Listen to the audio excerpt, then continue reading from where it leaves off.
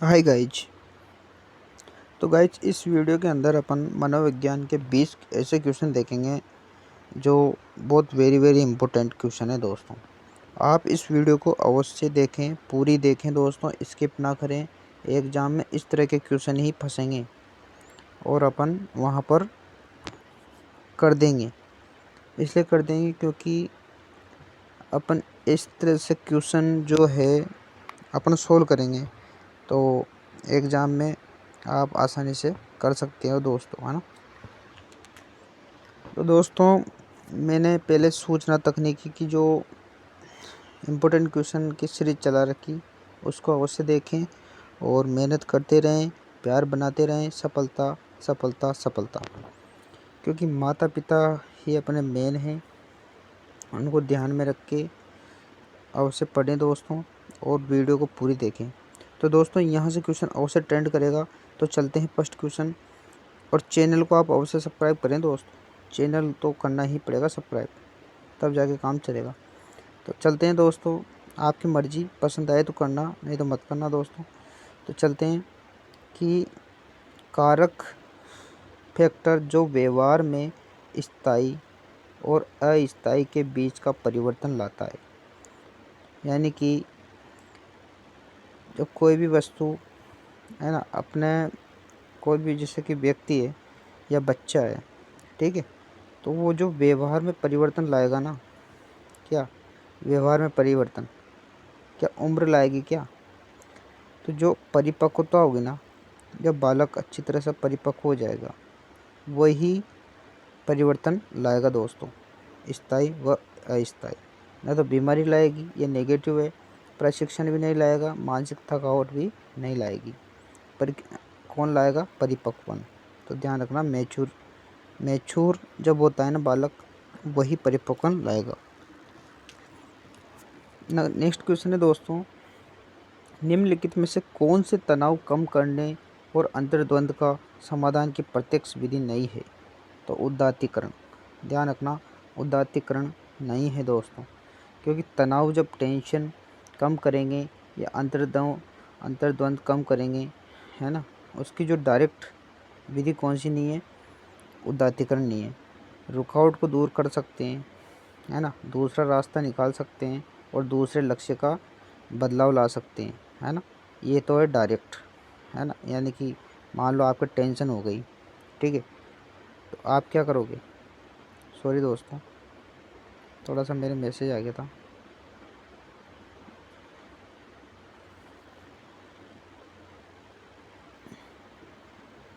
तो दोस्तों मैं बहुत अच्छे तरीके से समझा रहा हूँ, आप उसको समझे कि डायरेक्ट जब तनाव कम करेंगे, टेंशन कम करेंगे और अंतर्द्वंद का समाधान करेंगे, तो डायरेक्ट करेंगे, रुकावट को दूर करेंगे, ठीक है, दूसरा रास्ता निकालेंगे और दूसरे लक्ष्य का प्रतिस्थापन। जैसे कि मान लो आप वैकेंसी की तैयारी कर रहे हो, अब आप कर रहे हो आरएस की तैयारी, ठीक है। हालांकि आपने आरएस की अगर जमखरी तैयारी कर ली तो आप बन भी जाओगे अधिकारी। तो मान लो आपने लक्ष्यों का प्रतिस्थापन कर लिया, ठीक है, कि अरे यार आरएस सिलेबस ज़्यादा है, ये वो, तो आप इसमें भी बन जाओगे, ठीक है। मान लो टीचर पे आ गए आप, आरएस, तो आपका जो लक्ष्य है ना, मेन तो लक्ष्य पे फोकस करना पड़ेगा, है ना। तो आपने प्रतिस्थापन कर लिया ना, क्योंकि आपको टेंशन हो रही थी, तो आपने डायरेक्ट नहीं उस टेंशन को हटाने के लिए क्या करा? लक्ष्य का प्रतिस्थापन कर लिया। नेक्स्ट चलते हैं कि शिक्षा के क्षेत्र में निम्नलिखित में से सबसे महत्वपूर्ण होता है। तो शिक्षा के क्षेत्र में महत्वपूर्ण कौन है? एक विद्यार्थी, क्योंकि आप टीचर बनोगे, अध्यापक बनोगे, तो आप किसको पढ़ाओगे? विद्यार्थी को। सबसे ज़्यादा महत्वपूर्ण तो विद्यालय में विद्यार्थी ही है। पाठ्य पुस्तक भी नहीं है इतनी मान, पाठ्यक्रम भी नहीं है और शिक्षक भी नहीं है। एक बालक पहाड़ी सीखकर उसका उपयोग गुणा और भाग करने में करता है। अधिगम स्थानांतरण के जिस प्रकार का ये उदाहरण है, तो मानसिक से मानसिक, यानी कि क्या कर रहा हो? पहाड़ी सीख लिए, याद कर लिए अच्छे से, और गुणा में कर रहा, गुणा के सवाल करने लग गया, 2 दूआ 4, ठीक है, दो के टेबल उसने याद कर ली, 2 दूआ 4, 3 दूआ 6, फटाक से क्या कर रहा हो? सवाल कर रहा। तो क्या होगा? मानसिक से मानसिक। नेक्स्ट देखते हैं निम्नलिखित में से कौन सा बाल अपराध का एक मनोवैज्ञानिक कारक नहीं है? तो बाल अपराध का मनोवैज्ञानिक कारक नहीं है दोस्तों शारीरिक दोष, संवेगात्मक असंतुलन, अवरुद्ध इच्छा, मानसिक संघर्ष। ठीक है, तो ये है बाल अपराध के कारक, है ना। और इसमें से बाल अपराध के कारक कौन सा नहीं है? शारीरिक दोष। क्योंकि शारीरिक दोष तो देखो शुरू से जब बच्चा जन्म लेता है तो उससे या फिर बाहर कोई एक्सीडेंट या लग जाती है तो उसको बोलते हैं शारीरिक दोष। तो इसमें से शारीरिक दोष होगा। निम्नलिखित में से कौन सा प्राकृतिक अभिप्रेरणा का उदाहरण नहीं है? तो आप जानते हो प्राकृतिक किसे कहते हैं? एक तो भूख। अब भूख जो है, अब अपन को भूख लगेगी तो खाना अवश्य खाएंगे, तो ठीक है। तो भूख तो एक सुरक्षा, अपने कहीं जा रहे हैं या कहीं रह रहे हैं तो सुरक्षा भी करनी पड़ेगी, है ना। प्यास लगती है, ये भी एक प्राकृतिक अभिप्रेरणा है। तो प्रतिष्ठा जो है दोस्तों, प्रतिष्ठा एक प्राकृतिक अभिप्रेरणा नहीं है दोस्तों, ध्यान रखना। क्योंकि प्रतिष्ठा तब मिलती है जब अपन कुछ अच्छी काम करते हैं, है ना। कक्षा में परस्पर संवाद से क्या उभर कर आना चाहिए? तो कक्षा में जब आप संवाद करने जाते हो या संवाद करते हो बच्चों से आपस में, तो उभर कर क्या आना चाहिए? विचार। क्या आना चाहिए? विचार। अगर अच्छे विचार होंगे ना तो बच्चा अच्छा है, आपके विचारों से वो प्रभावित है। ठीक है दोस्तों, नेक्स्ट देखते हैं। कुसमायोजित बालक अधिकांश पाए जाते हैं। तो कुसमायोजित बालक निर्धन परिवारों में भी और टूटे परिवारों से, है ना। तो ध्यान रखना कि कुसमायोजित जो बालक, जैसे कि मान लो कोई बालक पढ़ रहा है, ठीक है, वो समायोजित नहीं हो पा रहा है ना, तो उसको बोलते हैं कुसमायोजित। यानी कि वो पढ़ाई में मन नहीं लगा रहा है या फिर इधर उधर घूम रहा है, गंदी चीज़ें, गंदी हरकत कर रहा है, तो हो गया कुसमायोजित में आता है। तो निर्धन परिवार से और एक टूटे परिवार से, ध्यान रखना। नेक्स्ट देखते हैं दोस्तों, नया क्वेश्चन, सहयोगी अधिगम। अब देखो सहयोगी अधिगम का नाम आते ही, यानी कि सहयोगी अधिगम को प्रक्रिया को बढ़ावा देने के कम क्रम में शिक्षक को क्या करना चाहिए? समूह परियोजनाएं देनी चाहिए। क्या? जैसे कि मान लो कोई बालक हैं बहुत सारे, ठीक है, तो आपने सहयोगी अधिगम दिया एक दूसरे को कि भाई तू तेरा काम तो कर लेना, तेरा काम तो कर लेना, ये इसका काम ये कर लेगा या इसका काम ये कर लेगा। तो इस तरह से मतलब ये होगी सामूहिक जो प्रोजेक्ट हो ना उसको। तो कौन सा ऑप्शन आएगा? तो शिक्षक को क्या करना चाहिए या देना चाहिए? समूह परियोजनाएं देनी चाहिए। नेक्स्ट क्वेश्चन देखते हैं, 10वां वाला, किस समूह में किशोर अवस्था की विशेषताएं हैं? तो किशोर अवस्था, देखो किशोर देखा आपने कि जब बालक बढ़िया एडोलसेंस अवस्था में आ जाता है तो स्वप्न ज़्यादा देखता है, दोस्तों का महत्व ज़्यादा रखता है और विद्रोह की भावना भी ज़्यादा रखता है किशोर अवस्था में, ध्यान रखना दोस्तों। तो स्वप्न, दोस्त का महत्व और विद्रोह की भावना, ये वन लाइनर क्वेश्चन की तरह ही है दोस्तों। देखो वेरी वेरी इंपॉर्टेंट क्वेश्चन है दोस्तों, ट्रेंड करेगा। ब्रूनर ने संज्ञानात्मक विकास की 3 महत्वपूर्ण अवस्थाओं की पहचान की, निम्नलिखित में से इन अवस्थाओं के सही क्रम का चयन बताना है। इनएक्टिव, अनुप्रतीकात्मक और प्रतीकात्मक।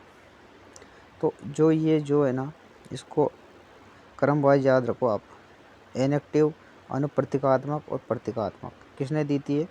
बुननाटिया ने। इस तरह से नाम बिगाड़ के याद करो। ब्रूनर जी है तो उसमें संज्ञानात्मक जो विकास है उसके 3 महत्वपूर्ण अवस्थाओं की पहचान, तो उसका क्रम है इनएक्टिव, अनुप्रतीकात्मक और प्रतीकात्मक, ध्यान रखना। इनएक्टिव, अनुप्रतीकात्मक और प्रतीकात्मक, ठीक है। तो ये जरूर ध्यान रखना दोस्तों, वेरी वेरी इंपॉर्टेंट क्वेश्चन है ये, इसको लिख लेना। निम्न में से कौन कोहलबर्ग के नैतिक विकास की एक अवस्था है? तो परंपरागत नैतिकता, ये भी इम्पोर्टेंट क्वेश्चन है। कोहलबर्ग के नैतिक विकास की एक अवस्था कौन सी है? परंपरागत नैतिकता, है ना, ध्यान रखना। निम्न में से कौन सा कथन सही नहीं है? तो देखो विकास की बात है, विकास चैप्टर से क्वेश्चन है विकास लंबवत सीधा ना होकर वर्तुलाकार होता है। ध्यान रखना कि वर्तुलाकार कैसे होता है, ऐसे स्प्रिंग की तरह, है ना। सीधा ना होकर कैसा होता है, वर्तुलाकार। विकास की गति की दर एक सी रहती है, गलत, एक सी नहीं रहती दोस्त। विकास मस्तिष्क अधोमुखी क्रम में होता है, राइट। क्या होगा, अधोमुखी क्रम में। विकास केंद्र से बाहर की ओर होता है, केंद्रीय, तो इससे बाहर की ओर विकास होगा दोस्तों। तो ध्यान रखना, इसके ऑप्शन दूसरा राइट। सशक्त अभिप्रेरणा सीखने का प्रभावशाली घटक है। तो सशक्त अभिप्रेरणा का अर्थ होता है जल्दी सीखना या शीघ्र सीखना। सशक्त, सशक्त, स यानी अच्छा, शक्त यानी शक्ति, है ना। तो इस तरह से ध्यान रखना, अभिप्रेरणा सीखने का प्रभावशाली घटक कौन सा है, शीघ्र सीखना, लर्निंग, है ना। नेक्स्ट देखते हैं कि निम्नलिखित में से कौन सी तार्किकता का उपयोग वाणिज्य विषय में तार्किक निष्कर्षों को बताने में किशोर अपनी क्षमता को विकसित करने हेतु करते हैं। तो कौन सा करते हैं दोस्त, ध्यान होना चाहिए। आप अब बताओ, आप इसका आंसर बताओ। इसमें यानी कि निगमन तार्किकता, है ना। ध्यान रखना कि निगमन जो तार्किकता है, यहाँ पर थोड़ा ब्लैक हो गया, सॉरी, इसके लिए माफ़ी चाहता हूँ। तो निगमन तार्किकता चौथा नंबर है, ये वाला, ये आएगा इसमें। यानी कि तार्किकता का उपयोग वाणिज्य विषय तार्किक निष्कर्षों को बताने में, किसको, तो कौन सा आएगा, निगमन तार्किकता, ध्यान रखना। नेक्स्ट क्वेश्चन देखते हैं।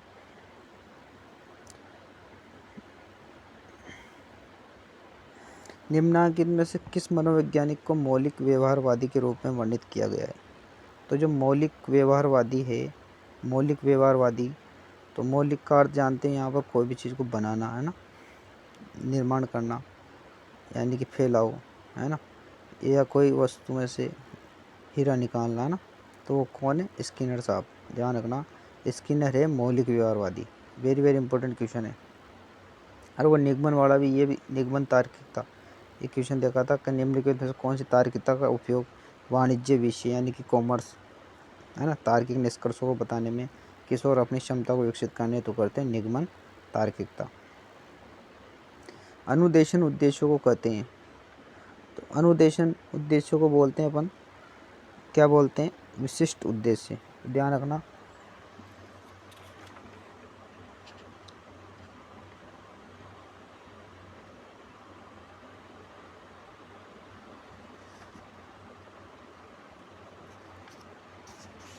तो दोस्तों ध्यान रखना, इसमें कौन सा आएगा, विशिष्ट उद्देश्य, विशिष्ट उद्देश्य, ध्यान, अनुदेशन उद्देश्यों को, है ना। नेक्स्ट देखते हैं कि अभिकर्मित अनुदेशन है। तो अभिकर्मित अनुदेशन कौन से हैं, स्वतः अधिगम, कक्षा अधिगम, अध्यापक केंद्रित अधिगम, या उपयुक्त में से कोई नहीं। अभिकर्मित जो क्रम से चलता है ना, इस तरह से, उसको बोलते हैं अभिकर्मित अधिगम। अनुदेशन है स्वतः अधिगम, ध्यान रखना, स्वतः अधिगम ही अभिकर्मित अनुदेशन है दोस्तों। शिक्षक के संबंध में कौन सा कथन सही नहीं है। तो शिक्षण व्यावसायिक गतिविधि है, ये नहीं है दोस्तों, क्योंकि शिक्षण अंतर प्रक्रिया है दोस्तों। कैसे, जैसे कि मान लो कोई दो बालक बैठे हैं, तो आप यहाँ बैठे हो, अब इनसे बातचीत कर रहे हो, है ना, तो क्या एक अंतर प्रक्रिया। शिक्षण स्वोद्देश्यपूर्ण गतिविधि है, यानी कि बहुत सारे उद्देश्य होते हैं शिक्षण के, ध्यान रखना, है ना। एक गतिविधि, शिक्षण मनोवैज्ञानिक गतिविधि है दोस्तों। तो इसके अंदर ऑप्शन नहीं वाला होगा, तो शिक्षण व्यावसायिक गति ही नहीं है दोस्तों, ये ध्यान रखना। तो शिक्षण एक मनोवैज्ञानिक गति भी है। वेरी वेरी इंपॉर्टेंट क्वेश्चन है दोस्तों, सूत्र वाला। यदि सूत्र L बराबर FEF इंटू PF में L अधिगम को इंगित करता है, तो EF व PF किसको इंगित करता है। तो ध्यान होना चाहिए, EF और PF, EF और PF किसको करेगा, EF तो करेगा वातावरणीय कारक, है ना, यानी कि इसकी फुल फॉर्म है कि environment factor into personal factor, है ना। ये ध्यान रखना कि जो EF इंटू PF, तो मल्टीप्लाई का चिन्ह लगा देना, EF environment factor into PF personal factor है ना, ये ध्यान रखना। तो इंटू लगा देना, ये सूत्र इम्पोर्टेंट है। तो इसमें आएगा तीसरा नंबर वातावरणीय कारक एवं व्यक्तिगत कारक। तो ये हो गए थे दोस्तों अपने। और भी है, स्व प्रत्यक्षीकरण एवं लोगों के प्रत्यक्षीकरण द्वारा विकसित होती है। तो स्व प्रत्यय ध्यान रखना, स्व प्रत्यक्षीकरण व लोगों के प्रत्यक्षण के द्वारा डायरेक्ट है ना। तो स्व प्रत्यय रुचि नहीं होगी, बुद्धि नहीं होगी, स्व अनुशासन नहीं होगा। नेक्स्ट देखते हैं, बच्चे में संवेगात्मक संघर्ष उत्पन्न होता है। तो संवेगात्मक संघर्ष किससे होगा? गुस्से से। गुस्सा आएगा तभी संवेगात्मक संघर्ष होगा दोस्तों, क्रोध से है ना। तो ये थे दोस्तों 20 क्वेश्चन समथिंग। तो इसको अवश्य सब्सक्राइब करें चैनल को, और मैं इसी तरह की वीडियो लाता रहता हूँ।